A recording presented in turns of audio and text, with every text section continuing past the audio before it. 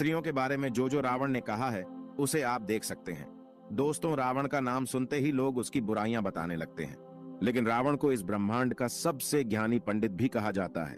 कहते हैं कि रावण शिव जी का सबसे बड़ा भक्त था और कोई दिन ऐसा नहीं जाता था जिस दिन वह शिव जी की आराधना न करें। लेकिन रावण के एक काम ने उसे हमेशा के लिए बुरा बना दिया।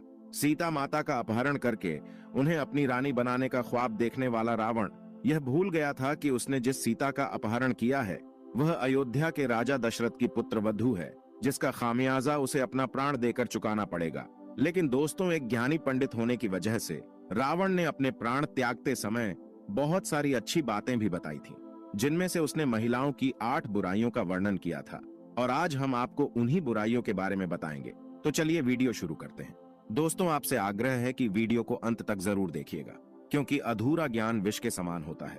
दोस्तों, जब रावण ने माता सीता का अपहरण किया था, तब महल में वापस आते ही रावण की पत्नी मंदोदरी ने रावण से कहा कि सीता एक पतिव्रता स्त्री है और आपको इस तरह किसी दूसरे की पत्नी को अपहरण करके नहीं लाना चाहिए था। जिस पर रावण ने स्त्री की 8 बुराइयों का वर्णन किया था, और जो पहला बुराई रावण के द्वारा बताई गई थी वह यह थी कि औरतें बहुत ही ज्यादा मतलबी होती हैं।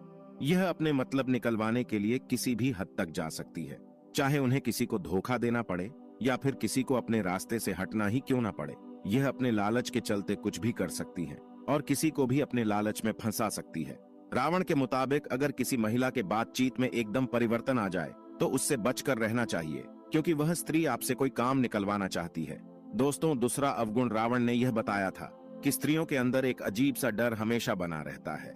वैसे तो स्त्रियां निडर और साहसी होती हैं, लेकिन उनमें एक डर की भावना भी होती है और स्त्रियां अपने इस भय से बचने के लिए किसी भी हद तक जा सकती है। दोस्तों, रावण के अनुसार स्त्रियां बहुत ही कोमल स्वभाव की होती है, जिस वजह से वह कभी कभी बिना वजह ही छोटी छोटी बातों पर डर जाती है और अपने इस डर से बचने के लिए वह किसी भी हद तक जा सकती है। स्त्रियां इस भय से बचने के लिए कभी कभी वह काम करने को भी तैयार हो जाती है जो काम उन्हें कभी जीवन में नहीं करना चाहिए, और इस भय से बचने के लिए स्त्रियां कभी कभी ऐसी मुसीबत में फंस जाती हैं जहां से निकलना बहुत मुश्किल होता है और बाद में उन्हें इस गलती का पछतावा भी होता है। और इन सब की वजह से इन स्त्रियों के साथ साथ उनके सगे संबंधियों को भी इस गलती का हर्जाना भुगतना पड़ता है। दोस्तों, तीसरा अवगुण रावण ने यह बताया था कि स्त्रियां झूठ बहुत बोलती हैं।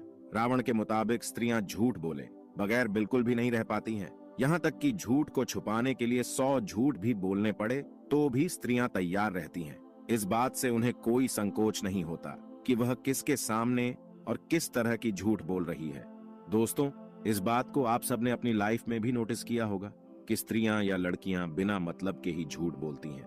दोस्तों, इस झूठ की वजह से कभी कभी लोगों के रिश्ते और जिंदगी दोनों बर्बाद हो जाती है। दोस्तों, रावण ने यह बात तब कहा था जब रावण अपनी जिंदगी के अंतिम पल जी रहा था और उसके पास लक्ष्मण जी खड़े थे। दोस्तों, हम सभी जानते हैं कि रावण महाज्ञानी था, लेकिन रावण एक राक्षसी का पुत्र भी था, जिस वजह से वह मायावी था।